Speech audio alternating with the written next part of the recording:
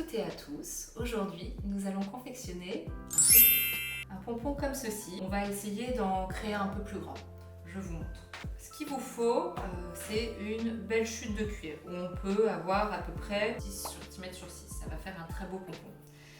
Vous allez tracer avec un stylo, si vous le souhaitez, un rectangle. Moi, je ne suis pas très fan du tracé au stylo, donc je vais le faire directement. Pourquoi je ne suis pas très fan du tracé au stylo? Si on se loupe, c'est difficile à enlever sur le cuir. Donc je vais tracer un rectangle, comme ceci. Je prends un cutter, un réglé, déjà ici, puis voilà, on avait dit 6 cm, on va faire ça. Hop, comme ceci. Ce que vous pouvez faire, c'est tracer au préalable, confectionner comme un patron au préalable, directement sur du carton ou du papier pour que vous soyez plus à l'aise au niveau de cette étape-là. Comme ceci. Et enfin,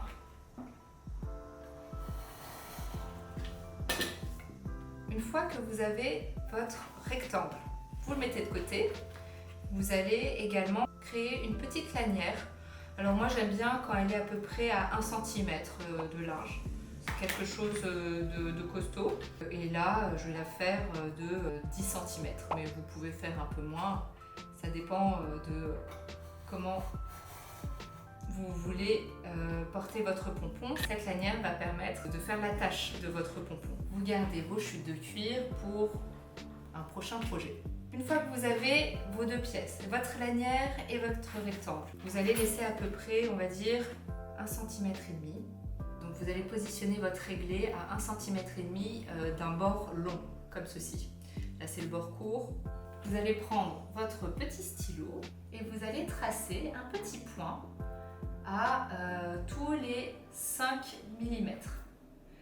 En fait, ça va être la base de votre frange pour les pompons. Ce qui est agréable, c'est d'avoir quelque chose de régulier au niveau des franges. Bon, j'ai triché, du coup, j'ai pris un stylo argent, mais vous pouvez prendre, si vous avez un petit pic, quelque chose pour juste marquer le cuir, ça c'est génial, puisque comme ça, vous avez quelque chose de discret, un petit marquage de discret. Donc là, j'ai fait mon marquage, ici. Et maintenant, je vais créer mes petites franges. Donc je reprends mon cutter. Vous pouvez prendre le cutter ou des ciseaux. Après, moi, je suis un peu fan des cutters quand même. Ça nous permet d'avoir une belle coupe droite. Et donc, vous allez suivre ce tracé-là. Comme ça. Et vous allez couper chacune des franges.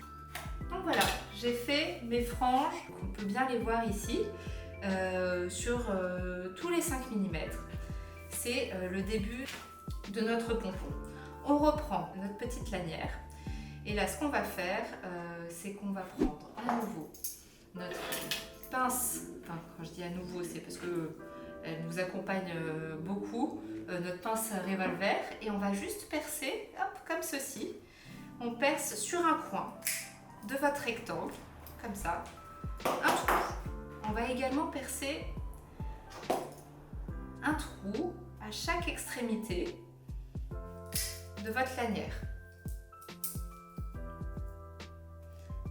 Ces trous vont nous permettre de bien fixer la lanière avec une petite couture. Alors ce ne sera pas une vraie couture, vous pouvez prendre n'importe quel fil.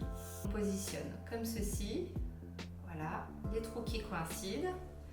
Le dernier, donc vous positionnez donc la lanière, on va dire à cheval, sur votre base de pompon. Puis après, vous passez plusieurs fois le fil dans les trous pour bien fixer. Donc moi, je vais le faire 2 fois et après, on va bien serrer. On va faire un beau double nœud. On positionne comme ceci. Voilà. Si vous voulez vous aider d'une aiguille, allez-y. Et hop, on passe comme ça.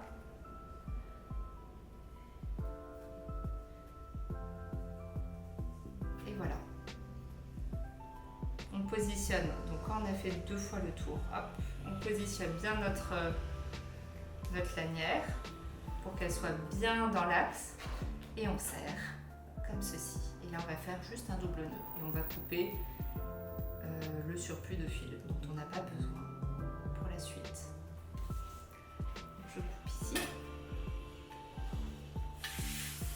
Donc maintenant vous avez la base de votre pompon comme ceci et la petite lanière hop comme ceci. Ce qu'on va faire, c'est qu'on va prendre notre pompon. Donc là, ici c'est le côté extérieur du cuir, le côté fleur, et à l'intérieur ici c'est le côté chair. Le côté fleur, c'est la partie la plus résistante. Elle est tellement résistante qu'elle en est imperméable. Et là, on va être obligé d'appliquer de la colle. La colle, ça ne tient pas sur le côté de fleur du cuir, donc on va être obligé de l'abîmer. Donc pour savoir, je vous montre. Déjà, pour savoir, on va dire une délimitation, on va faire une simulation de roulement de votre pompon. Hop, comme ceci. Vous allez le rouler sur lui-même en le serrant bien fort. C'est très important. Prenez votre petit stylo et faites un petit marquage à l'intérieur quand même, pour se garder une petite limite. Vous déroulez votre pompon, vous voyez bien votre marquage. Côté fleur, là c'est côté chair. On va prendre ici du papier de verre et on va être obligé de poncer sur toute la partie fleur ici pour pouvoir appliquer ensuite de la colle. Donc là, on va bien abîmer le cuir comme ceci. Comment sent-on que c'est bon? C'est quand on passe le doigt, c'est quand ça accroche, voilà, au niveau de la fleur. Ensuite, on va utiliser, alors moi j'aime bien utiliser de la colle néoprène, parce que c'est de la colle qui fonctionne super bien avec le cuir, mais vous pouvez également utiliser de la colle à bois. C'est de la colle contact, donc c'est de la colle qui s'active qu'au contact d'une autre partie encollée sèche. Donc pas de pression, on applique de la colle néoprène sur tout l'arrière, on va dire au niveau de la base du pompon. On voit bien un peu la délimitation, vous voyez j'en mets pas énormément. Et on retourne et ensuite vous appliquez de la colle comme ça sur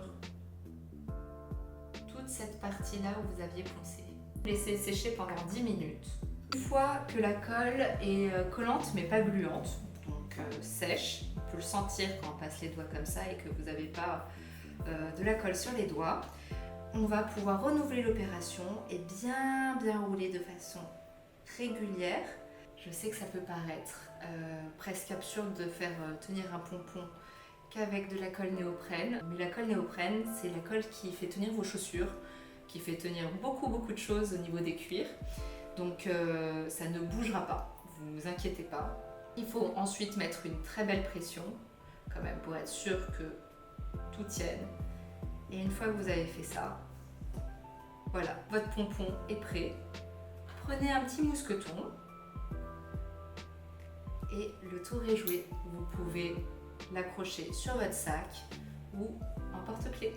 Nous avons confectionné notre propre pompon. N'hésitez pas à nous suivre pour plus de tutos que nous vous dévoilerons au fur et à mesure avec nos chutes de cuir. À très vite à l'atelier à Patine.